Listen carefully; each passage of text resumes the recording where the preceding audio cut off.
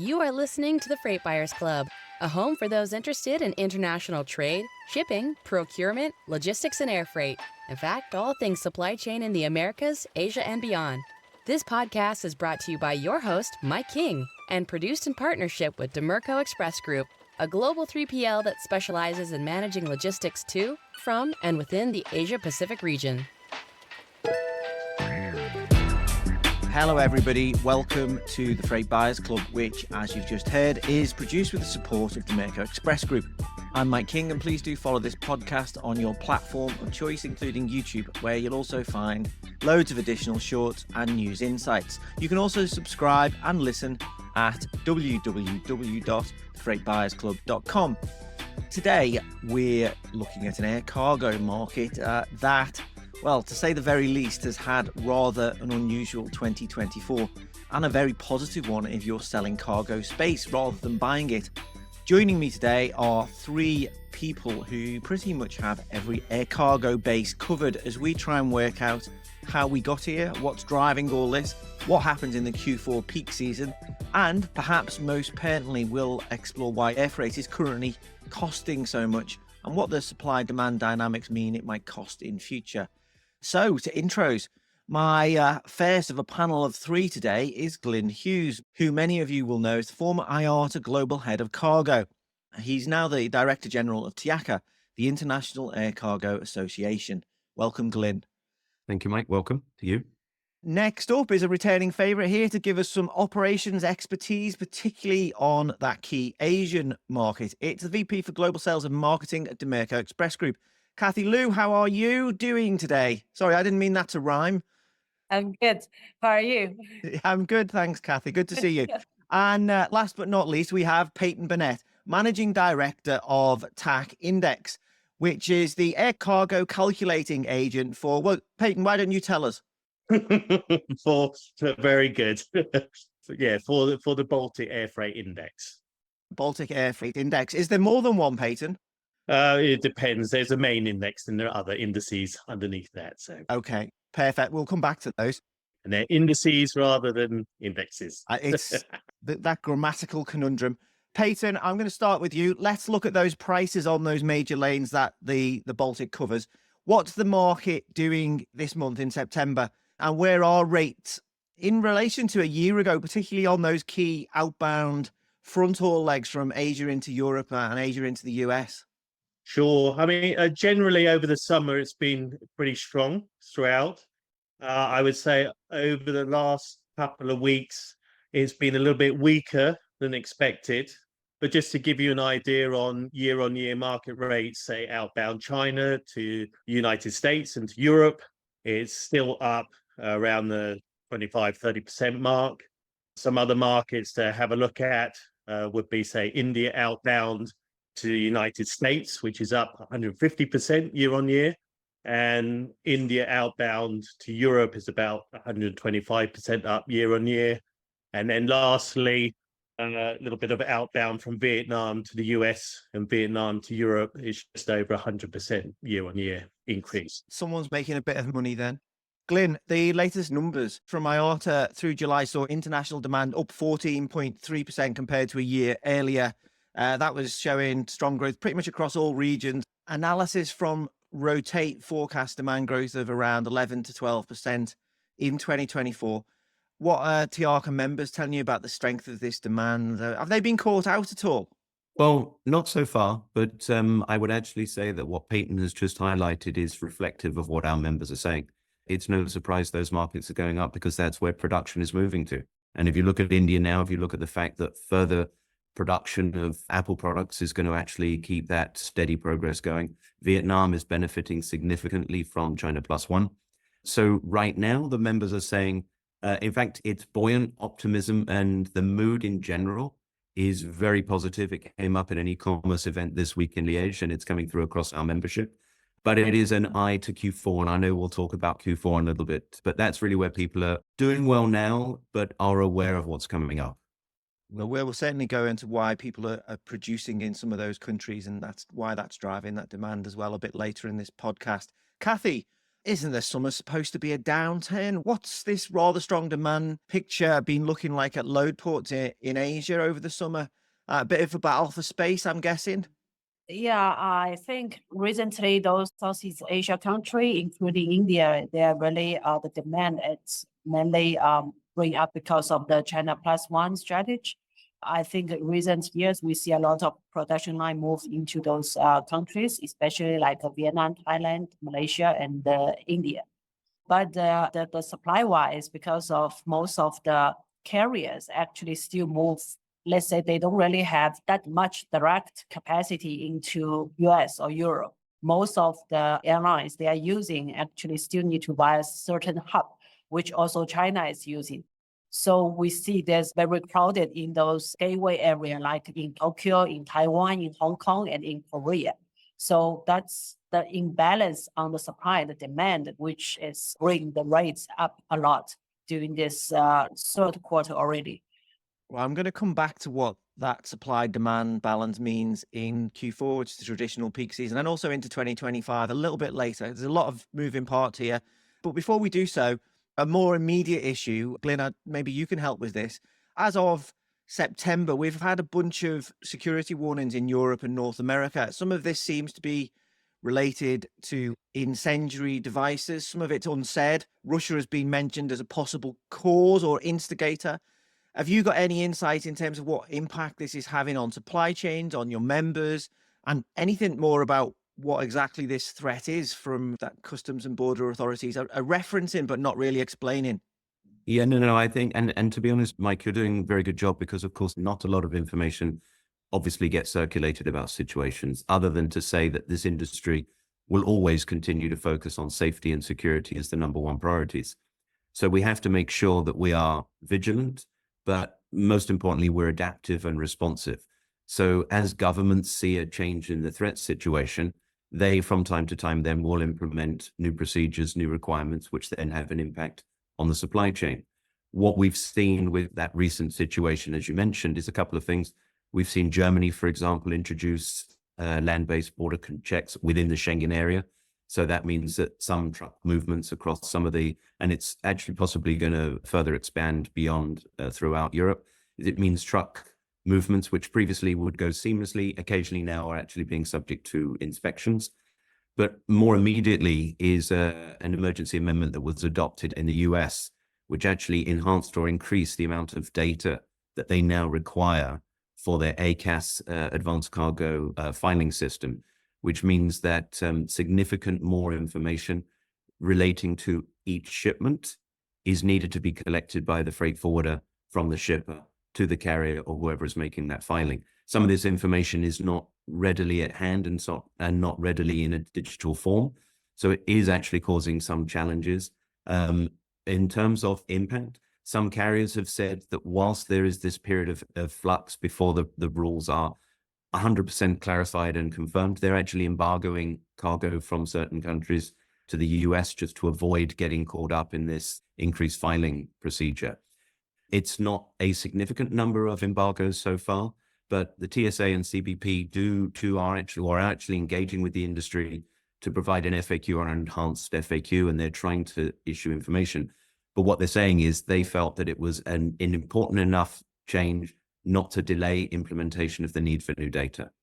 So we certainly are watching it because, of course, that can have impacts again as we move into an even further peak. It's difficult to say peak period now because we've had double-digit growth for the year. So if we go into a peak period, it could get a little bit problematic.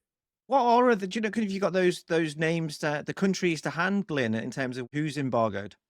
Well, I mean, it's very difficult to kind of highlight because, again, that situation is fluid. But the US has a reference and is a list, and I think it is available because the airlines obviously got information directly and they circulate it to their forwarder customers and others. But I think the list is somewhere in the range of about 50 odd countries where they're actually saying they want enhanced information from, which includes the EU and the UK, for example. So it is, again, it's a fluid situation. And again, we're just a few days after the 9/11 anniversary. So we're always reminded this industry has to keep focused and we have to respond, regardless of it may be challenging from an operational perspective.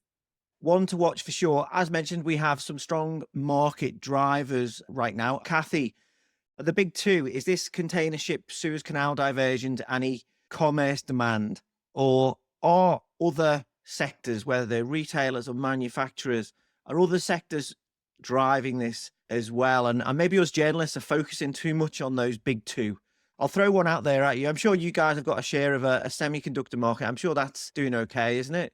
Yeah, right. The semiconductor industry actually runs quite well. And for the Q4, the fourth quarter, the peak season, what we have seen is that for the ocean freight, actually it's already slowed down since September, end of August, because of, I think, the customers, they are more care about if there's any like high ocean freight rates, high demand, and also they worry about the unreliable schedules offered during the traditional peak season. So we see this year they bring the peak season of ocean freight actually earlier. So that's why we see in June and July the rates actually is growing up so fast. And now it's already slowed down, and we don't see any sign that it will reach the very peak point again for the ocean freight. But for the air freight, the demand is still very strong, like semiconductors and like those new products introduction in the market start from end of September, beginning of October. And for sure, also we see there's a lot of demand actually is driving by the e-commerce, because of most of those promotions actually is during the fourth quarter for those big selling, we call selling festivals. So all those factors actually leading, we will see a very peak season start from end of September, especially after the Moon Festival, which is next week in China. And we will see the demand will pick up very quick all the way up to the beginning of December. Okay, I'll come back to that in a sec, but I just want to go to Peyton and Glyn.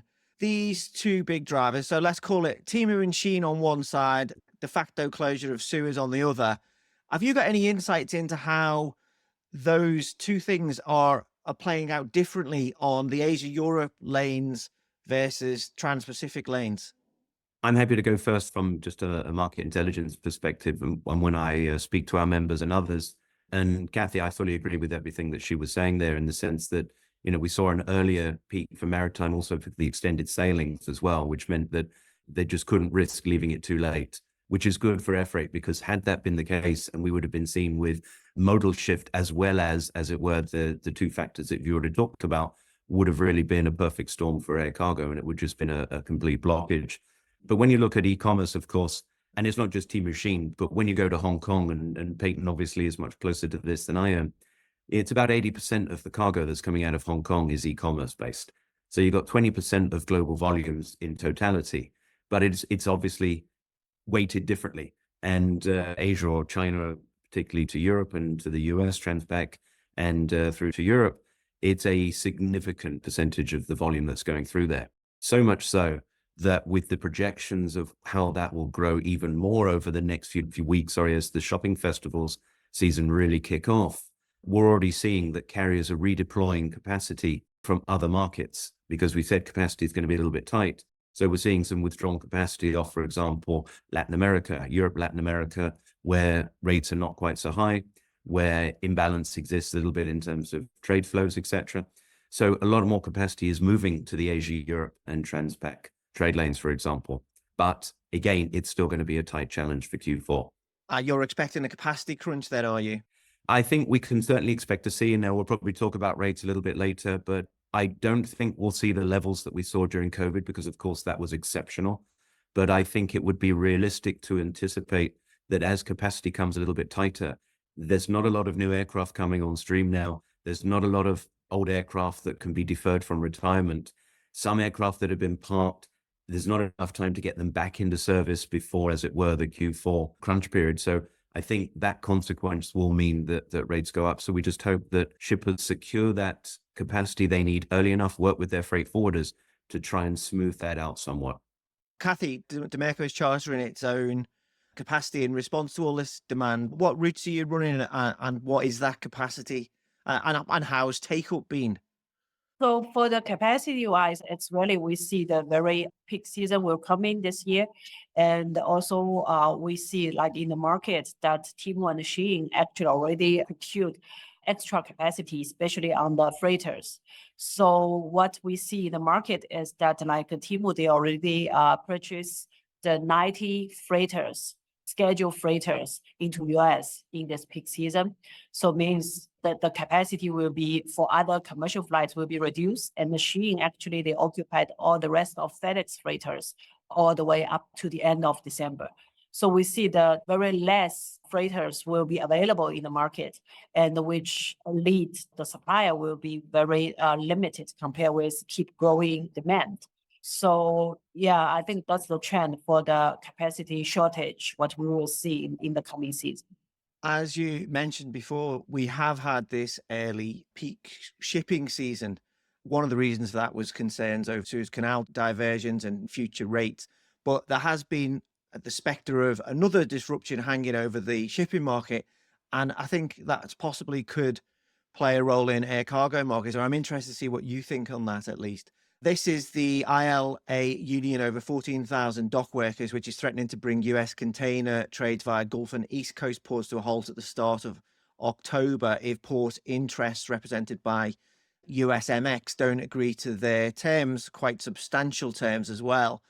This does increasingly look like it will happen. I've said that before, though, and these things sometimes just get resolved. Political intervention might be a factor here. But Kathy, firstly, is this a factor for you when you're speaking to customers? Are people concerned about this as they're looking at procuring Q4 air cargo capacity? Yeah, sure. Definitely it will be impacted because the potential strike on the East Coast, actually they will impact on the ocean freight. So we already see more and more this kind of requirement that the customers switch the ocean freight into air in order to catch up the delivery date. And also that's what we also just realized that we take Shanghai as an example, that actually every week we only have 9 freighter schedules fly into New York. But compared with like Chicago, weekly we have more than 30 freighter schedules into Chicago. So under this comparison, we see actually the air freight capacity into New York area to cover East Coast is very limited compared with the middle part.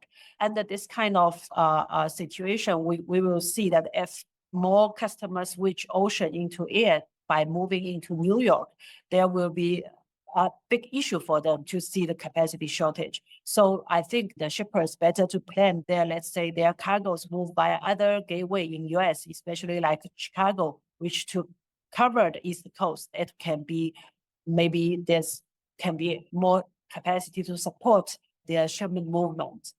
Peyton, I guess 2 things. Where are you expecting this mismatch between supply and demand to take rates this peak season? And I guess the other thing is, what happens to whatever your calculations are if we have this strike at US ports, this ILA dispute, when there's all these other disruptive factors hitting shipping? And we've also got a big hurricane season expected as well. Sure. I mean, even so I've just been in Hong Kong, and a lot of the guys are saying, we've got the sort of product releases that are sort of people know ahead of time, but there are other wild cards, whether it's dock strikes or what I've also heard in the market is there's some big potential shipments to move solar panels from Southeast Asia and the likes. I think also what I've been told by both the carriers and forwarders is that for this year, there's been a lot more capacity pre-contracted, which is fine, but that also means there's not a lot of slack in the system to access spot rates. And so with any of these disruptions happening, there will be a significant spike in the pricing. I've heard that a lot of the forwarders are sort of saying everything's fine. I've already booked my space. I'm okay. And again, this is what I've heard in the market, is some of the charter airlines are saying, now we understand that, but you might need to sit down. And if you want to do an extra charter from China to South America, it's going to cost you $2 million. Obviously, the forwarder is saying, I'm not paying that price, but at the end of the day, you might have no choice. So that's a bit scary that this is what's lingering in the system if there is more of a capacity crunch and you haven't secured your access to capacity. Yeah, a very taut market. The ILA dispute, as I mentioned before, I mean, I only really see a resolution there with government intervention. Come to the elections in a moment, but Glenn, are you hearing anything different on any of this? I mean, this is going to put a lot of pressure on the air freight business to and from the US. It is, Mike. And in fact, there's another factor as well here, because of course, the West Coast ports are at a high level of congestion. So it's not really an alternative. If you've closed East Coast, thankfully, Panama Canal is back to normal or more consistent levels of higher volume transits per day, for example. But we could end up with a situation as we had when the West Coast ports were on strike, where you've got ships moored out at sea for 3-6 weeks or sometimes longer. So without an alternative to go through the West Coast, the other factor that you have to bring into here is when the West Coast port strike happened, the Transpac is a freighter market. So there were already freighters on that route that did have a surplus capacity at that time. So they were able to absorb, rates still went up quite significantly, but they were able to absorb some of the more crucial. Remember, there were concerns when I think McDonald's ran out of French fries, so they had to air freight in, freighters worth of potatoes, for example. But right now, the situation with the demand that's being absorbed by e-commerce, with the traditional customers who are also having a good year, those customers need to be serviced. Anything happens to East Coast means they could be third in queue to try and get capacity, which is going to be difficult to find. And don't look at the belly capacity going transatlantic is not going to be a way of means helping. And as Kathy highlighted, Transpac to get to New York, there isn't just that additional capacity to go through. So I think that could have a severe impact on trade, as it were. Just a note to listeners there on some of those points that Glyn raised. A year ago, we had the ILWU union resolved its dispute with port and shipping interests on the US West Coast port. But in the run-up to that resolution, we saw this drift of cargo to the East Coast, which saw the East Coast actually get the majority of that cargo. We mentioned the early peak season this year. What we've seen in that early peak season is a drift back to the West Coast. So that build-up in cargo is very, very logical. People were just routing that way because it reduces their risk. But we are seeing congestion build up at the port, but also on the intermodal element of and the drayage in terms of that domestic market and getting your cargo to wherever you need to reach in the States. It feels like there's so many moving parts to try and run through. We've just had the presidential debate. Trump doubled down on his economic argument that higher tariffs hurt China, not US consumers. And he said he'll increase them. Now he's talking about 100%. Before it was 60 or 65. That's on imports from China. If any of this happens, it's hard to not think that it leads to more trade wars. Democratic candidate Harris, she didn't really row back on anything that Trump implemented in his first administration or that Biden's added to in terms of tariff policy over his administration. So she's talking about more targeted tariffs on China. Glyn, so how are your US or your Chinese members viewing any of this? Well, I have to be honest, Mike, I'm a globalist, and I think that free market economics should really be the prevailing factor when it comes to trade, and that any time a government tries to insert itself in what is a free market decision or free-flowing process, nobody wins.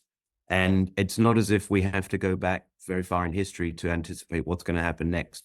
We know, as you say, it's both administrations will be looking at trade tariffs and et cetera, because it is an idea or it's a notion which resonates well with the US electorate. But when you lift the lid, and let's just go back to 2019 when Trump was around, and the first round of what a US China trade war could look like from tariffs. And I'm just going to focus on one thing, which was a consequence of that, Harley Davidson. China immediately said, Harley Davidson is Harley Davidson's number one overseas market. So China introduced a 25% tariff on US made motorcycles. Harley Davidson looked at that and said, we only have one decision. We have to manufacture in China. So they actually moved and set up a joint venture with a Chinese company, and now they produce the bikes there. So would you say that the American economy benefited from the consequences of that? No, and my concern would be that anything happens. We know EV vehicles are coming in for 100%, and this is also Europe is tackling it as well because the perceived inequality of production costs, etc. Solar panels, Peyton mentioned solar panels. They're also coming in for increased tariffs right now, etc. So I think the concern would be that the first salvo is not the end. It then becomes a tit for tat scenario. We do also anticipate the US, probably both administrations, looking at the de minimis, which currently stands at $800 in the US, which by global standards is quite considerably higher than almost every other market.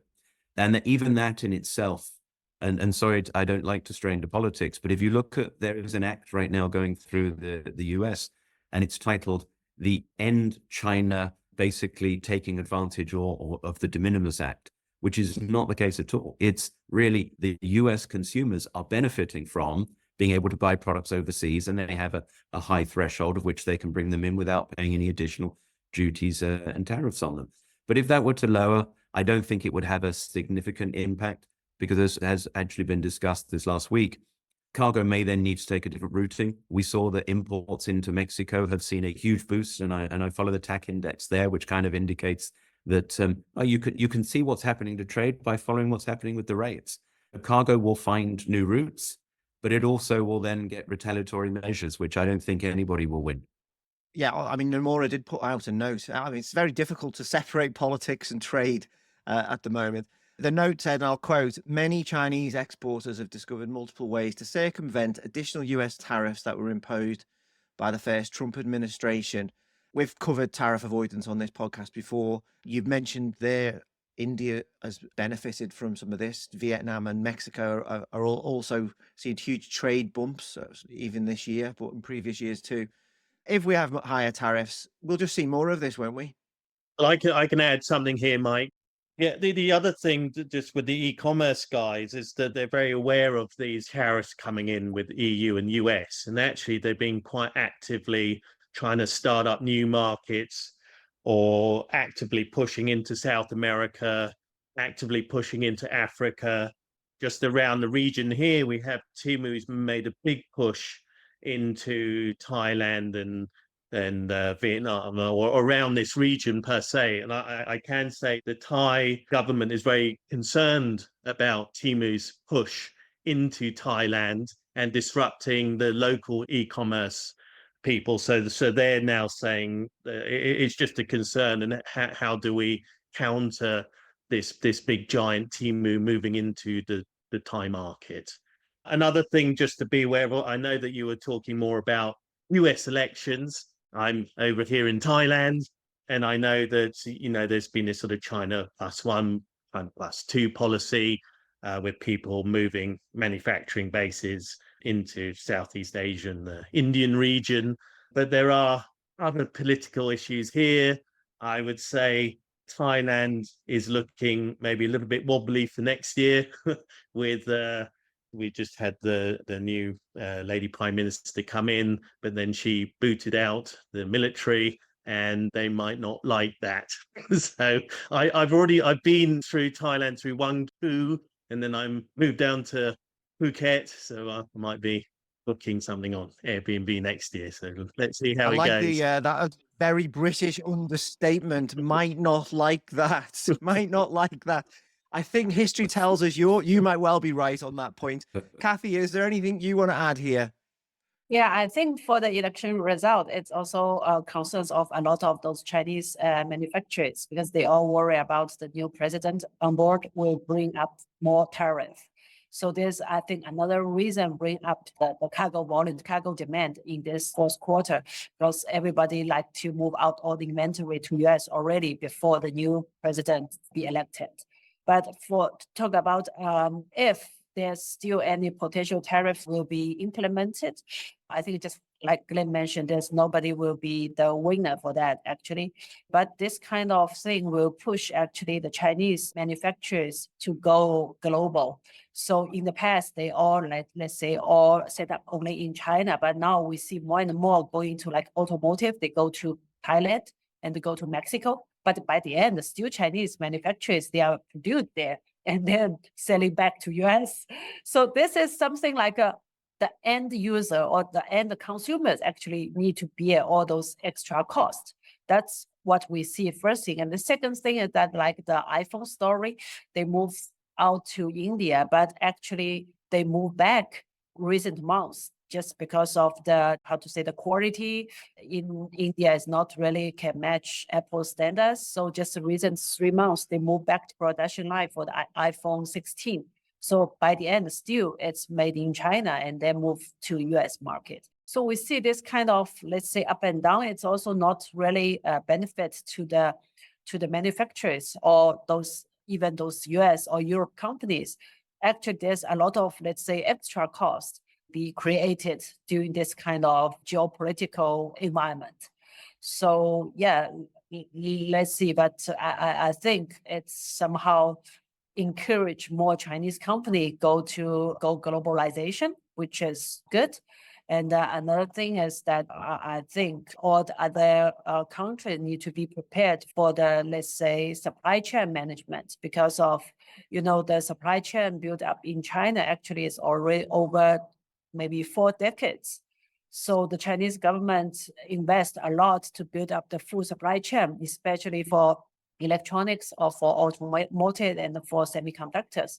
And if any other country like to replace this kind of matured supply chain, for sure it takes time.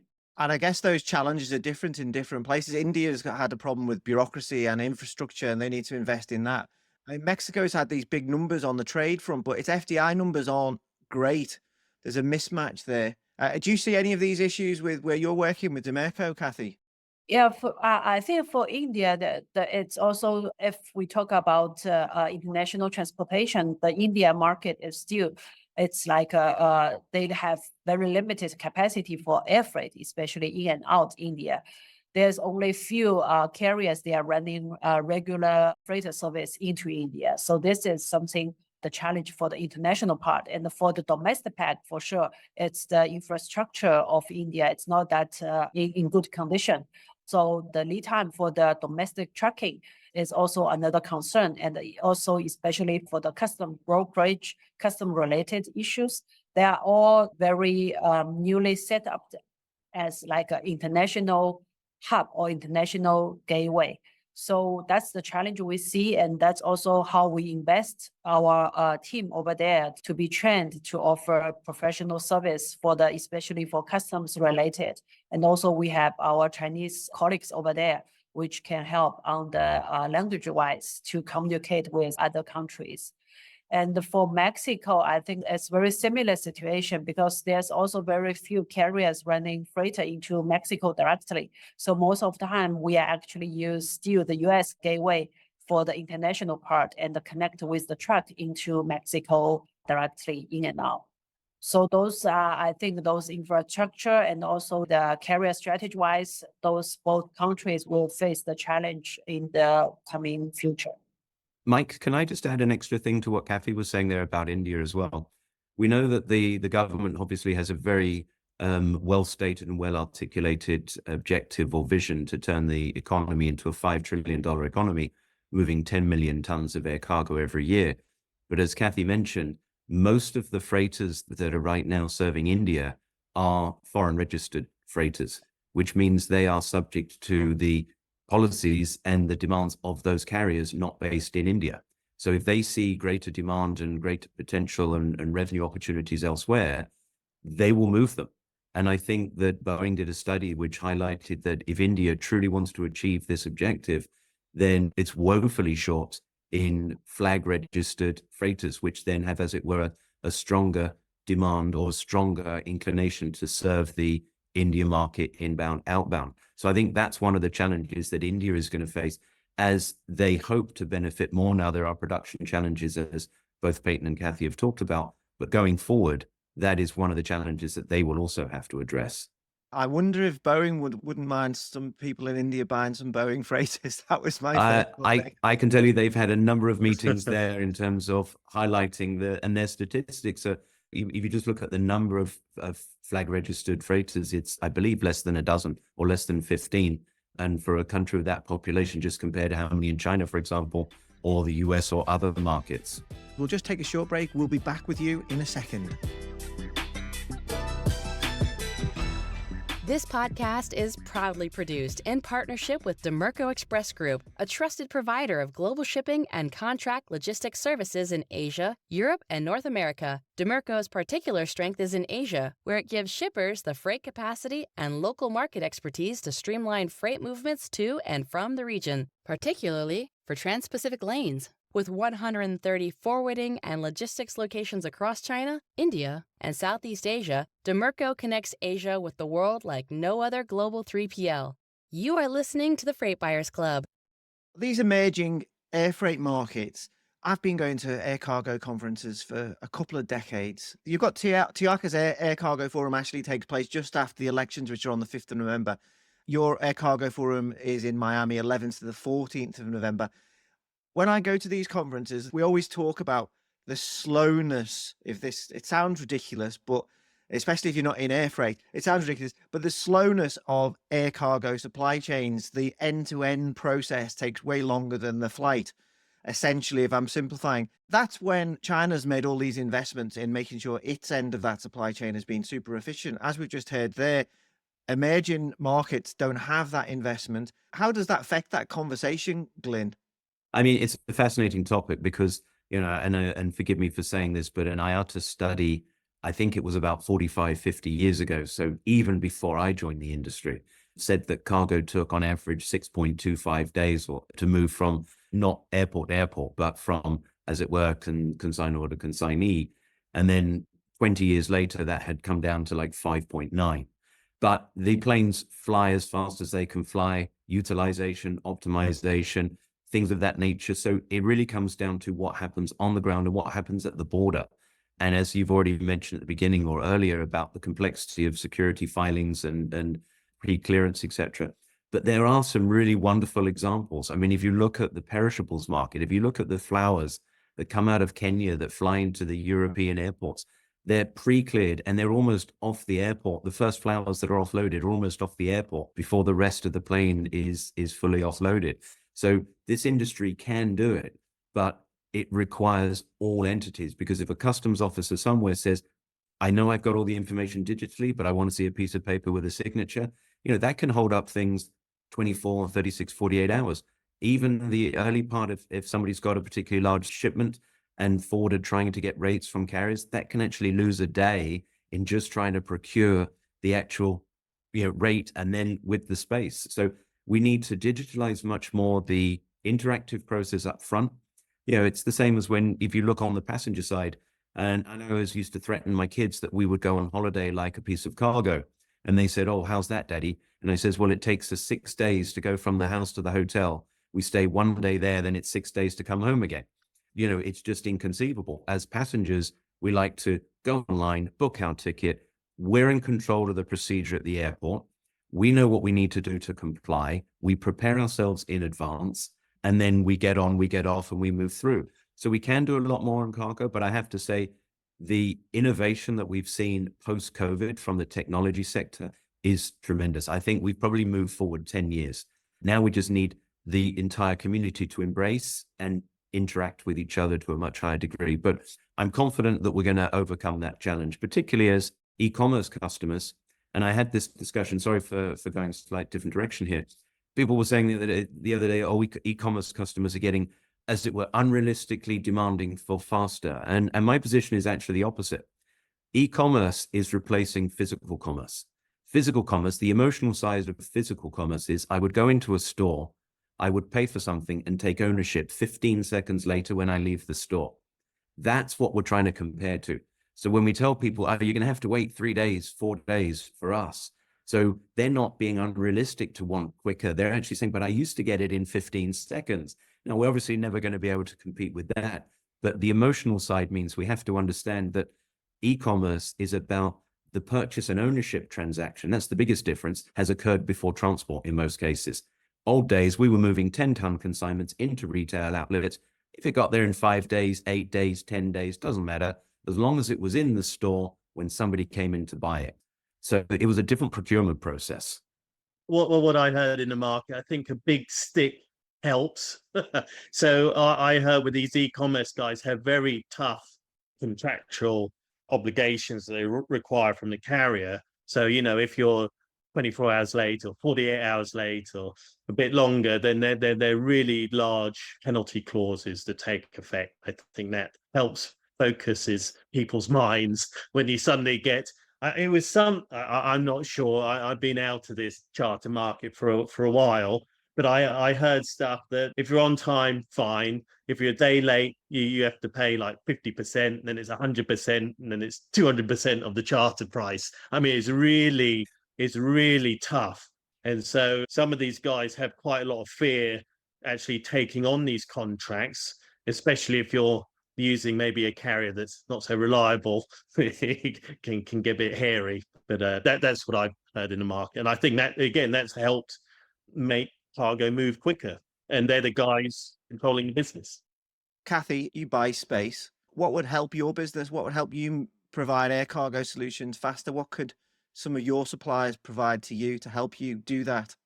I think for us, we are actually just like this peak season where we block the charter. So we have the charter service on a weekly basis from Shanghai to Chicago because of the peak season demand. So I think this kind of arrangement can help our customer to move faster. And also another fact is that just like Peter mentioned, that actually e-commerce customers, they require very high penalty if you delayed. They have agreed transit time. If you delay 1 day, then there's deduct 5% of the freight charge, and then it will accumulate. So that's why a lot of those freight forwarders, if they are dealing with e-commerce, the e-commerce always will be at the priority list to get the capacity, especially during the peak season. But for us, what we are doing here, that we are not really handle e-commerce customers. So for all those, let's say, normal customers, because we are more focused for the electronic and the semiconductors, they can get 100% support from us about their capacity during the peak season, because we don't have the burden to deal with e-commerce with to afford those penalties. Yeah, so I think that's something different from our side to secure the capacity for our customers during the peak season to moving faster. Glyn, Donald Trump's promise to end the war in Ukraine, presumably this opens up Russian airspace. Does this solve Airfreight's problems?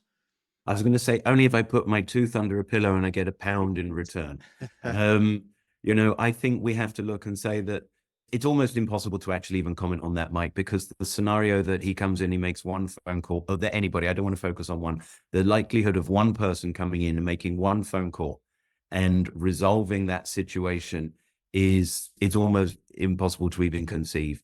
And then the actual time frame it would take to then remove sanctions, because there's two things. There's the war and there's the sanctions. The Russian closed airspace was not because of the war, it was because of the sanctions that were introduced as a result of the war.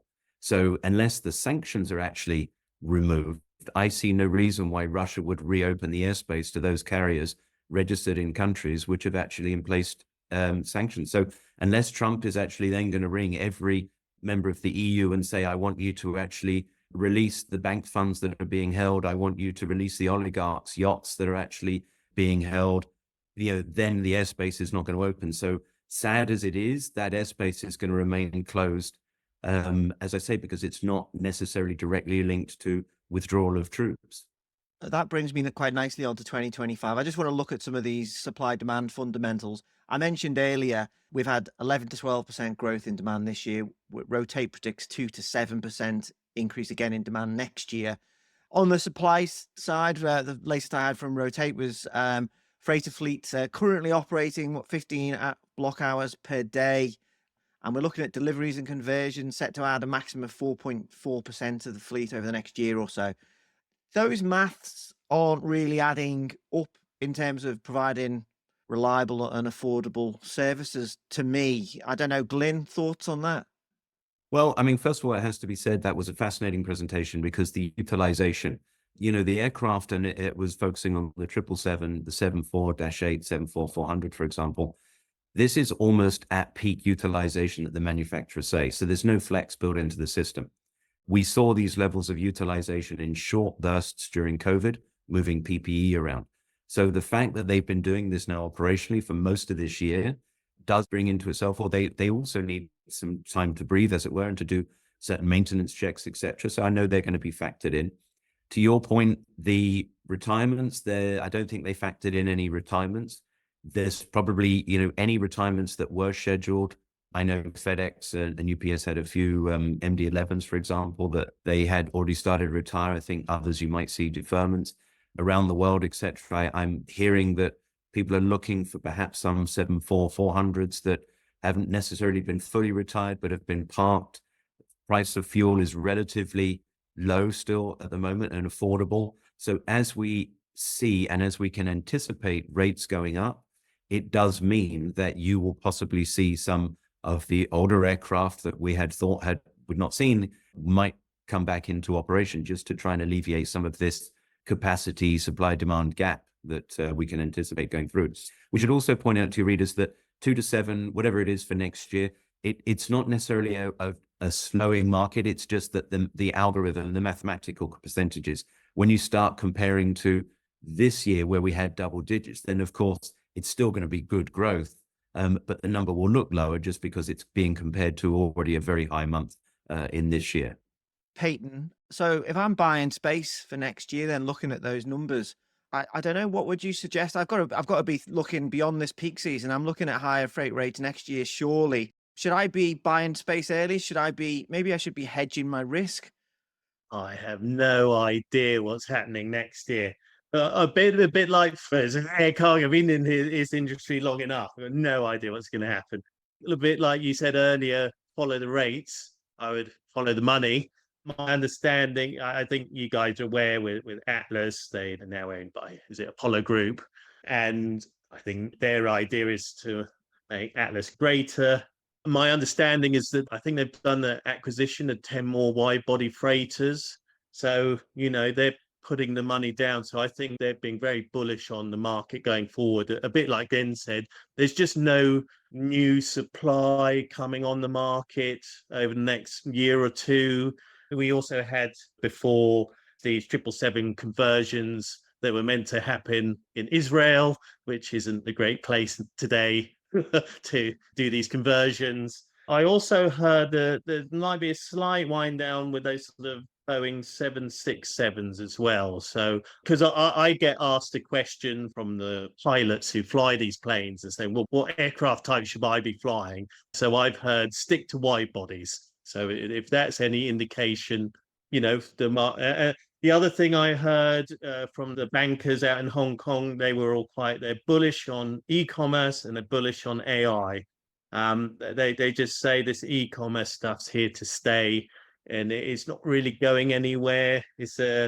And also the items that are being sold are more the lower side of the market, and you're just cutting out the middleman. You might as well just get it delivered directly from China to your door. Well, why go through a retail outlet in London or New York? I'd just rather buy it online. Thanks. I've got a theory I'm going to throw out there, looking at those fundamental numbers, because if you're selling air freight space, they all look totally solid. You're looking at a great 2025, but there are things that could affect that. So peace in the Middle East. So just for listeners, the multiple between the cost of shipping and air freight, it would maybe be about 10 or 11 normally. So air freight would cost 10 or 11 times more than sea freight. At the moment, it's round about 4 on head hauls as a rule of thumb. If there was peace in the Middle East and the Suez Canal open, that flips back and that favors shipping a bit more. Also in speeds transit times up, which is helpful for a lot of shippers. Glenn, you mentioned the de minimis exemption in the US. This allows e-commerce companies such as Team Machine to fly cheap products straight to consumers, but this is under threat. This could be rescinded or changed in some way. And there's also calls on changes in the EU as well. If those two big drivers we set up at the start, what's going on in the Middle East and e-commerce demand as it is now, if they were taken out of the equation, are we looking at a house of cards? Glyn, to you first. A great question. And again, it would be a foolish man to actually say absolutely not, because one thing that's taught us is this industry, logistics, is you can only predict as far forward as next week. And even then it's a risk. Just look at our hairstyles, Mike. 3 of us, 75% on this. This is the stress that this industry has caused. So congratulations, Kathy, for keeping it, but it seems to have struck us pretty poorly. But to your point, Mike, now let's first of all look at the Red Sea. The maritime industry prior to November, they were in the tank. Then the Red Sea crisis happened. The 2-week extra sailings took place. Surcharges came in, profits returned. Now you have a situation of additional capacity on the maritime sector because they've had to factor in the longer sailing times. They've had to invest in more containers because the container global fleet, there was a shortage of containers, etc. If you end up with a situation of the Red Sea opening again, it's actually not so good as well for the maritime sector. So, and then it adds to port congestion because you've got ships that are coming through the Red Sea into Europe. Oh, by the way, all the others that were going around the Cape, they're also going to be coming into Europe at the same time that left 2 weeks earlier. So now you've got other congestion issues. What are you going to do with the sailings? Are we going to see ships taken out of service, decommissioned, that could even be only maybe 5 years old? So the sad thing is that sometimes conflict and complexity, when we live with it, becomes normality. And that's kind of what we've got right now with the Red Sea. Now, we do hope from a humanitarian perspective, the Middle East crisis does resolve itself for the benefit of everybody and mankind, but it will require some period of flux to get normality to return back to that equation. Kathy, the obvious question I've got to ask is, are you tearing your hair out thinking about 2025? I think for 2025, just like they mentioned, actually, if the Red Sea crisis still moving forward, actually it's benefit to the shipping liners. I think just like recently the potential strike on East Coast, actually the shipping liners also somehow looking forward to that because that's how they can push up the ocean freight rates. And for the 2025, I believe, I guess those kind of geopolitics issues will be still there. But if we are looking to the real demand, we see there's something potentially will impact on the demand as that for talk back to the e-commerce, which is the biggest support to the air freight now. But just like Peter mentioned, especially for like a Temu, actually the value of the cargo is very low, sometimes even lower than the freight they are paying. But they are actually running free of the shipping charges to the end consumers. This kind of model cannot last longer. So what we see, they already start to establish the warehouse, the inventory, let's say the DC in US. So after the DC be completed, for most of the cargo of Temu, we believe it will be moved by ocean freight instead of the air freight. Then this can be something impact. But the good news is we talk about AI because of the recent new model of those consumer electronics. They all insert AI function. So this is completely new generation compared with before. So it will bring up another round of the change on those equipment like laptops, cell phones in the market. So especially start from end of this year and throughout next year. So this is somehow can bring up the demand especially for the air freight market. That's what we see. Yeah, just following on from what Kathy was saying, I do know that the leasing companies are very much monitoring those changes with the e-commerce companies moving to putting their warehouses closer to the customer.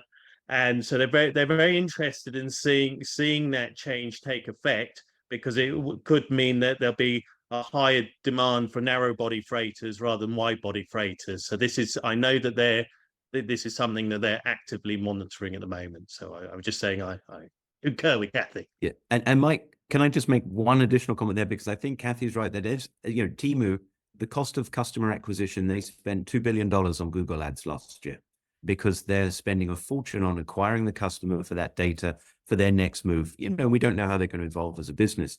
But the crucial thing I look at is if we'd had this podcast in 2019, we wouldn't even mention Temu and Shein. And yet today, they're accounting for about 75 freighters a day. Can you imagine what will happen there next? So if those models change, the Amazon model's evolving, others will spring up. There will be new directions for e-commerce because e-commerce is a phenomenon. It's a change of consumer behavior.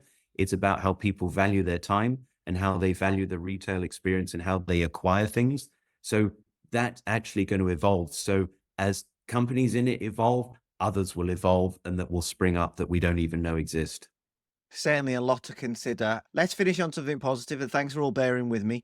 Sustainable aviation fuel. Obviously, it's currently too expensive. It's not being used much or enough. and not enough is being produced. It's all a bit of chicken and egg. Shippers say they want it though. Glyn, what needs to happen to turn this around? Give me some optimism, please. Right. Well, first of all, every bit that's being produced is being used. There is, as soon as a carrier acquires an arrangement for X amount of tons, etc., it's almost immediately secured. We also have to acknowledge that the air cargo industry, in particular the shipper demand for SAF, is actually leading the way here, because as the procurement process is occurring, the shippers are working with their forwarders and the carriers to try and secure as much as they can to offset and to have more environmentally friendly supply chains. It's currently, I think this year it's projected to be about 1% of total fuel demand is going to be satisfied with SAF. And when you think that by 2050, the IATA projection is that 65% of the net zero objective is going to come through SAF. So how do we get from 1% to that volume? It's a very clear pathway in the sense that we need investment from the private sector, investment from governments. That 3x price is also a consequence of lack of economies of scale.